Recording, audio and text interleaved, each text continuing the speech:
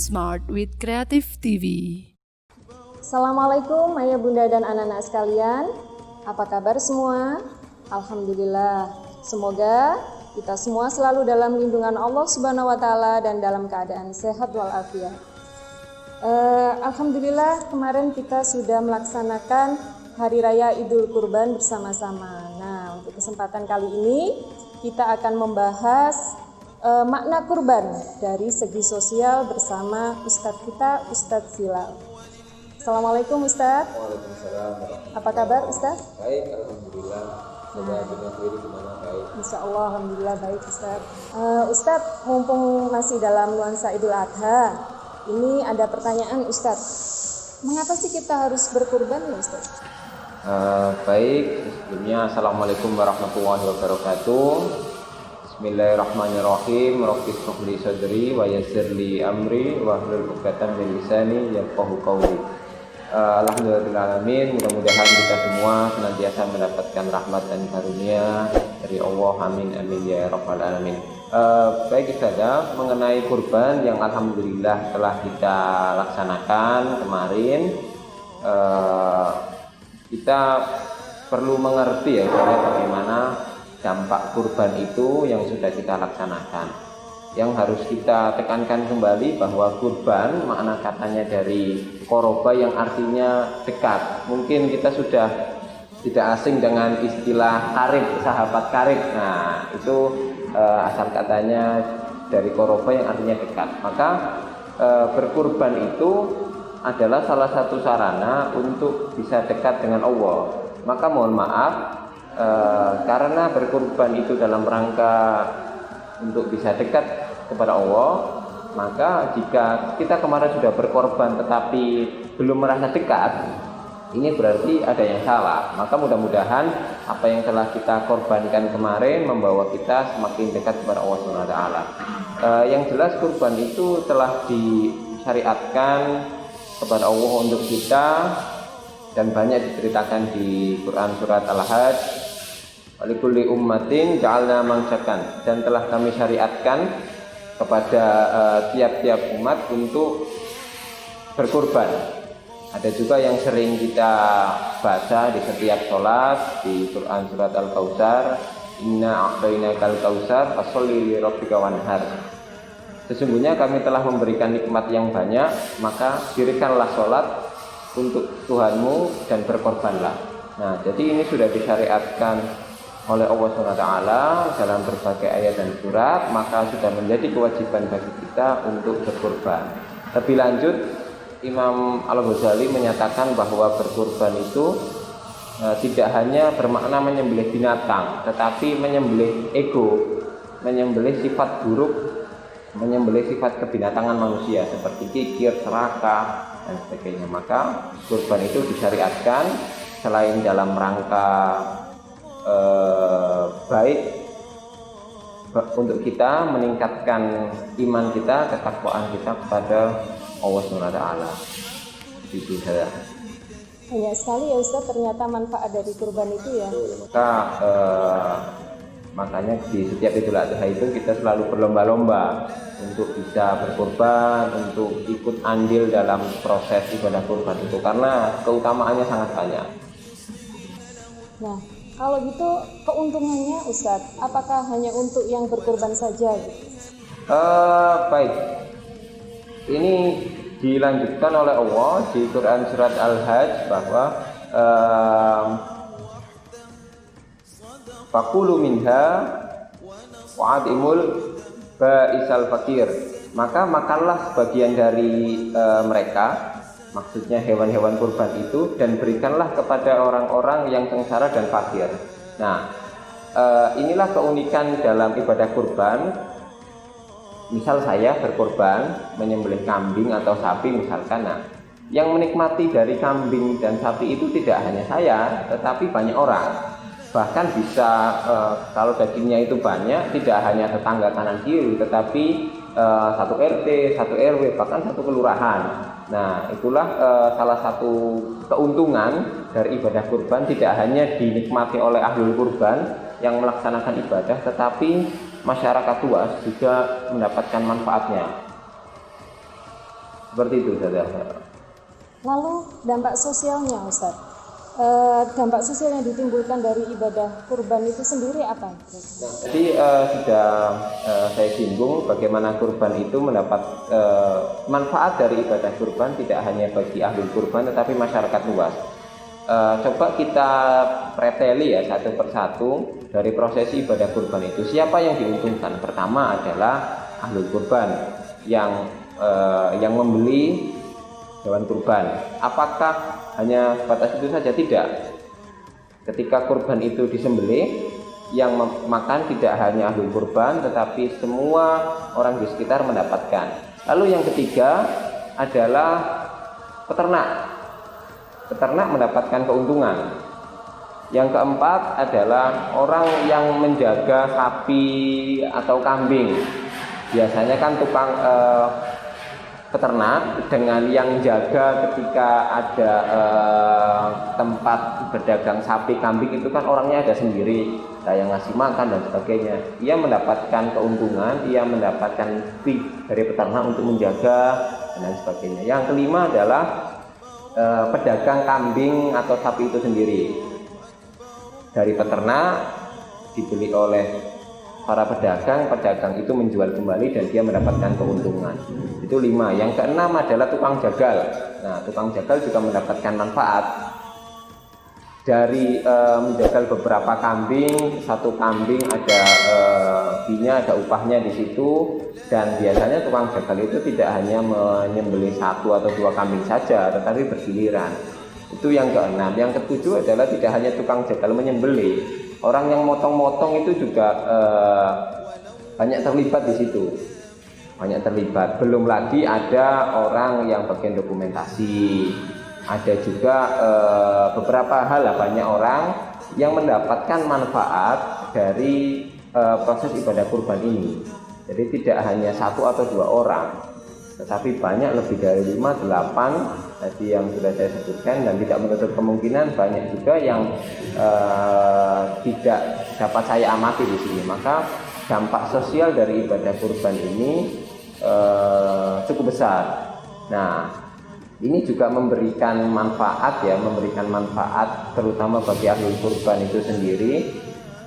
Dengan dia berkurban, dengan dia menyisihkan sebagian hartanya, maka sifat dari memberi ini akan dimulai. Kalau misalkan si ahli kurban ini sebelumnya pelit misalkan, lalu ketika momen Idul Adha, mungkin karena dia sudah mampu, terus dirayu oleh orang-orang sekitar, ayolah korban, ayolah kamu beli kambing, nggak apa-apa kambing dulu, meskipun uangnya cukup buat beli sapi, tetapi dipaksa ya sudah beli kambing saja dulu. Nah, maka kambing itu dibeli, dia menyembelih kambing itu dan dibagikannya daging-daging itu kepada masyarakat luas, dan dia merasa senang. Oh, ternyata begini ya nikmatnya memberi. Ternyata saya mengeluarkan uang yang tidak seberapa, tapi manfaatnya banyak sekali. Orang-orang merasa senang. Nah, ibadah kurban ini dapat menjadi starter gitu, dapat menjadi starter, pemicu, pemantik orang untuk memberi. Dan ini juga ditegaskan oleh Allah bahwa jahadu bi amwalihim wa anfusihim.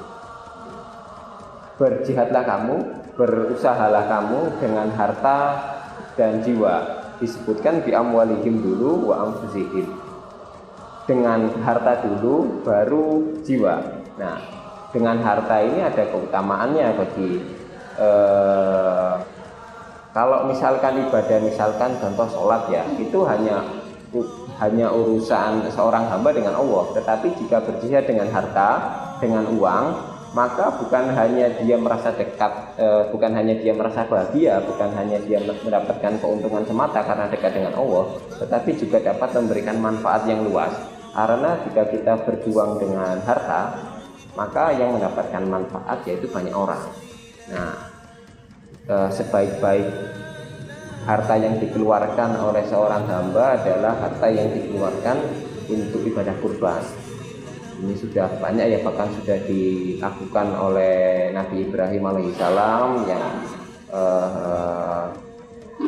sampai rela untuk menyembelih anaknya yang tercinta Nabi Ismail, tetapi akhirnya Allah ganti dengan seekor domba. Inilah asal muasal dari ibadah kurban. Jadi banyak sekali dampaknya Ustaz ya, banyak sekali dampak sosial ya, terutama sosial. Saya suka kalau misalkan ibadah-ibadah yang menyangkut sosial ini, karena ini yang juga dicontohkan oleh Kiai Haji Ahmad Dahlan. Dia adalah seorang man of action, tidak banyak menulis. Kita bisa bandingkan Kiai Haji Ahmad Dahlan dengan tokoh-tokoh yang lain. Beliau merupakan seorang tokoh yang karya tulisnya itu sedikit, tetapi bukan berarti dia tidak mulia. Justru dia mulia karena actionnya dia. Dia lebih kepada tindakan nyata. Dia membangun sekolah, membangun fasilitas kesehatan. Nah, tindakan-tindakan seperti ini yang justru akan menjadi syiar bagi umat Islam. Dan di momen kurban ini kita bisa mencontoh beliau bahwa untuk melakukan syiar itu dengan tindakan. Seperti itu saja. Dampak sosial daripada kurban ini sangat luar biasa. Oh, banyak sekali ya ternyata manfaat dari kurban itu, dan ternyata ibadah itu tidak hanya beribadah langsung kepada Allah saja ya Ustadz ya, bahkan lebih baik lagi jika ibadah yang kita lakukan itu dengan harta kita supaya bisa bermanfaat untuk masyarakat banyak ya Ustadz ya. Nah Ustadz, kalau memang seperti itu, manfaat dari kurban ternyata banyak sekali ya Ustadz. Semoga kita semua dimudahkan oleh Allah untuk bisa berkurban ya, selalu berkurban di tahun-tahun yang akan datang. Nah, gimana caranya Ustadz untuk menjaga supaya semangat kurban itu tetap selalu ada? Baik. Orang berbuat baik dengan berbuat buruk itu ritmenya hampir sama. Jadi mungkin sudah tidak asing dengan istilah bisa karena biasa ya. Orang jika sekali berbuat maksiat lalu dilanjutkan 2 kali 3 kali, maka kebiasaan berbuat maksiat itu akan menjadi terbiasa. Akhirnya dia karena biasa berbuat maksiat, maka selanjutnya dia akan berbuat maksiat tanpa merasa bahwa saya berdosa dan lain sebagainya. Begitu juga dengan berbuat baik juga perlu dibiasakan. Tadi sempat saya singgung bahwa sepertinya memang kita itu perlu sebuah pemicu ya, starter itu tadi, bahwa mulai membiasakan bisa itu tadi, dengan semakin banyak berbuat baik, dengan semakin banyak kita beramal, maka tidak terasa jiwa amal kita akan terasa, dan jiwa sedekah kita juga akan berkelanjutan. Perlu dicatat bahwa tidak ada satu orang pun dan tidak ada satupun bukti yang menunjukkan bahwa orang yang bersedekah, yang menginfakkan hartanya di jalan Allah itu miskin. Tidak ada, sama sekali tidak ada. Kalau ada mungkin bisa kasih tahu saya, tetapi sepanjang pengamatan saya tidak ada orang yang miskin karena menginfakkan hartanya di jalan Allah. Abu Bakar As-Siddiq adalah orang yang dikagumi oleh sahabat Umar bin Khattab, karena ketika Umar bin Khattab menyatakan bahwa saya akan memberikan sebagian harta saya untuk umat, nah Abu Bakar enggak terima, dia memberikan seluruh hartanya untuk Allah, untuk umat. Umar bin Khattab sampai geleng-geleng, saya enggak bisa seperti ini. Nah, tetapi apakah selanjutnya setelah memberikan harta sebegitu besarnya kepada umat oleh Abu Bakar, apakah hartanya habis kemudian dia jatuh miskin terus mati dalam keadaan miskin? Nyatanya tidak. Nah, maka ini menjadi sebuah bukti bahwa berinfak, mengeluarkan harta di jalan Allah itu tidak rugi. Bahkan Allah juga menegaskan ya di dalam Al-Quran bahwa berinvestasi, ya bahasanya investasi, kepada Allah itu tidak akan pernah rugi. Yaitu tadi, ketika kita memberikan sebuah harta, sebagian harta kita atau bahkan seluruh harta kita di jalan Allah, maka keuntungan itu dampaknya nanti akan kembali. Sudah banyak contoh bagaimana orang-orang yang berinfak itu semakin ke sana semakin mendapatkan kekayaan, dan karena dia merasa bahwa oh ternyata nikmat ya memberi itu, oh ternyata selain saya mendapatkan kebahagiaan dari memberi, banyak juga orang yang mendapatkan kebahagiaan dari kegiatan saya memberi. Maka dengan menyadari itu semua, kita sadar bahwa menyedekahkan hartanya di jalan Allah itu akan memberikan manfaat baik bagi kita maupun orang lain, dengan segala penuh kesadaran itu dan membiasakan. Karena jika kita sudah membiasakan, kita tidak terasa bahwa kita banyak berinfak, banyak bersedekah, sehingga itu dapat menjadikan proses sifat memberi kita terlatih. Dan juga terbukti bahwa setiap tahun masjid itu tidak pernah kekurangan atau mengalami penurunan jumlah kambing dan sapi yang diterima. Setiap tahun pasti bertambah. Artinya bahwa yang berkurban sebelumnya tahun lalu itu berkurban, dan ada juga orang yang berkurban yang sebelumnya berkurban 1 tahun depan atau 2 tahun lagi nambah kambingnya, nambah sapinya. Dengan memperlihatkan fenomena masjid itu jumlah penerimaan kurbannya semakin bertambah, maka ini menjadi bukti bahwa memberikan harta di jalan Allah, berkurban, itu memberikan dampak yang baik. Kita harus sadar itu sehingga kita bisa yakin bahwa memberi itu tidak merugikan apapun. Seperti itu, saudara. Jadi melalui berkurban itu Allah sudah mengajarkan kepada kita ya, ternyata sedekah itu banyak sekali manfaatnya bagi kita maupun bagi orang lain, dan untuk itu memang harus dipaksa ya Ustadz ya. Awalnya harus dipaksa, baru nanti akan terbiasa dan dimudahkan gitu ya Ustadz ya. Dipaksa karena memang di dalam Al-Quran itu kan ada perintah dan ancaman. Ancaman itu karena sifat manusia sendiri terkadang kalau tidak dipaksa dia tidak akan bergerak. Bagaimana ada proses orang di dalam beribadah, mengapa anak-anak itu harus dipaksa dulu? Nah, karena memang terkadang kalau tidak dipaksa tidak jalan. Bukan berarti ketika dipaksa itu buruk, nanti merasa tidak ikhlas, tidak. Kita memang dulu ketika kecil dipaksa untuk beribadah ya kita menggerutu, kita sholat sambil cemberut, sambil marah-marah kan. Tapi karena hasil paksaan itu lama-kelamaan sadar, oh ya ternyata sholat itu penting. Yang awalnya dipaksa, lama-kelamaan sadar, dan lama-kelamaan itu butuh, oh ya ternyata saya kalau nggak sholat itu nggak tenang kan. Itu apalagi dengan mengetahui keutamaan-keutamaan. Maka yang saat ini mungkin baru dipaksa, jangan berkecil hati. Bukan berarti hasil pemaksaan itu buruk, tidak, tetapi anggaplah itu sebagai awal, yang mana jika kita sadar manfaatnya, kita justru akan semakin butuh kita. Oh iya saya belum kurban, oh iya saya kok merasa agak aneh ya, ini harta saya kok kelihatannya agak aneh, habis-habis terus, ini sepertinya ada yang salah, oh iya saya belum memberikan sebagian harta saya untuk orang lain. Mudah-mudahan kita semua dapat menjalankan ibadah kurban ini di tahun depan dengan hasil yang lebih baik. Yang belum berkesempatan untuk bisa berkurban, jangan berkecil hati, latihan dulu apalagi bagi anak-anak yang memang belum bisa untuk berkurban, latihan dulu. Ketika ada proses penyembelihan kurban, datang ke masjid misalkan, latihan gimana caranya menyembelih, caranya motong-motong, cara bagi ke orang itu bagaimana. Jadi ketika kita sudah mempunyai uang, kita sudah tahu bagaimana.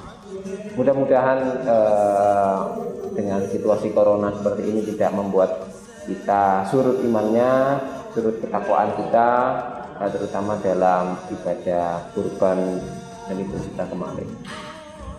Baik Ustadz, terima kasih banyak atas pengetahuan yang sudah diberikan kepada kita. Mudah-mudahan apa yang sudah disampaikan oleh Ustadz Zilal bermanfaat dan menjadi pemicu bagi kita supaya kita bisa lebih baik lagi untuk tahun-tahun yang akan datang dalam hal berkurban di Idul Adha. Demikian ayah bunda dan anak-anak sekalian, sampai jumpa di lain kesempatan. Assalamualaikum warahmatullahi wabarakatuh.